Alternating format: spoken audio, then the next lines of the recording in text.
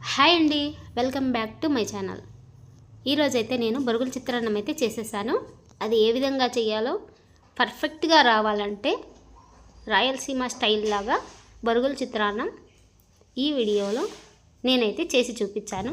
అది కూడా ఎలా చేయాలో మీరందరూ కూడా చూసేస్తారు. ఫస్ట్గా అయితే బొరుగుల చిత్రాన్నానికి కావాల్సింది పచ్చిమిర్చి, అందులోకి ఒక చిన్న ముక్క అల్లం, నేనైతే 5-6 పచ్చిమిర్చి తీసుకున్నానండి. ఒక చిన్న ముక్క అల్లం అయితే కట్ చేసి కడిగి వేసేసుకున్నాను.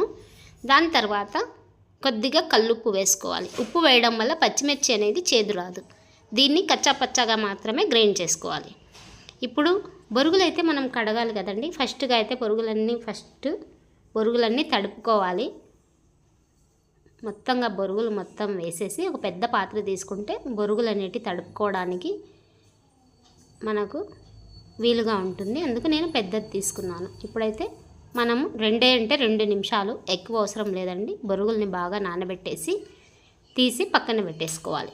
ఎక్స్ట్రా వాటర్ అంతా పిండేయాలి. ఇలాగా తీసేసి బొరుగులన్నీ మొత్తం పక్కన పెట్టేసుకోవాలి. ఇప్పుడైతే అదే పాత్రలో నేను మళ్ళీ ఆయిల్ అయితే వేసేసాను.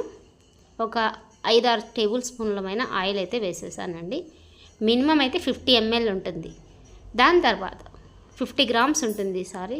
దాని తర్వాత ఒక 2 ఆనియన్స్ అయితే కట్ చేసి నేను యాడ్ చేసుకున్నాను. ఆనియన్స్ బాగా వేగిన తర్వాత, వేగక ముందే కొద్దిగా నేను తిరువాత గింజలు వేసుకున్నాను.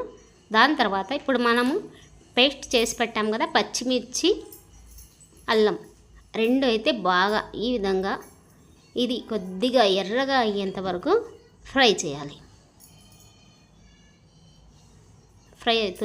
ఫ్రై అవుతున్నప్పుడు మధ్యలో మనం అనేది ఒక పసుపు 1/2 టీ స్పూన్ అనేది యాడ్ చేసుకోవాలి.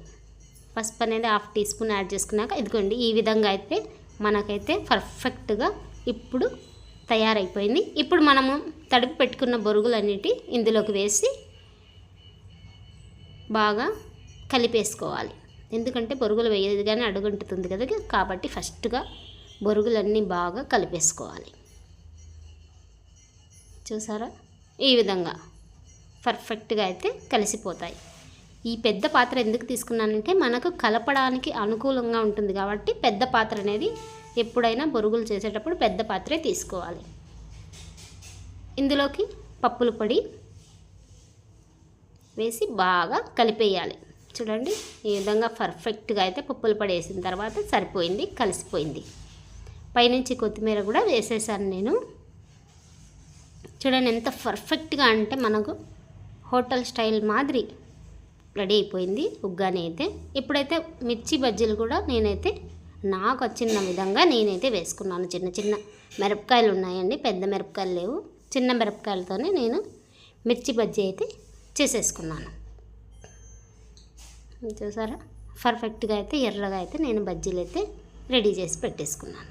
ఇప్పుడు చూడండి పర్ఫెక్ట్గా అంటే చాలా పర్ఫెక్ట్గా వచ్చిందండి. చూడండి స్మూత్గా స్పాంజీగా బొరుగులు అనేవి చాలా మెత్తగా ఎంత బాగుందంటే అంత బాగా వచ్చింది. మీరు కూడా ఒక్కసారి ట్రై చేసి ఎలా వచ్చిందో నాకు కామెంట్ చేయండి. చాలా అంటే చాలా పర్ఫెక్ట్గా వచ్చిందండి.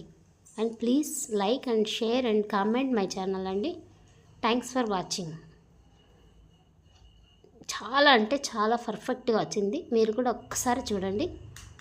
చాలా అంటే చాలా పర్ఫెక్ట్గా వచ్చింది. Thanks for watching my channel.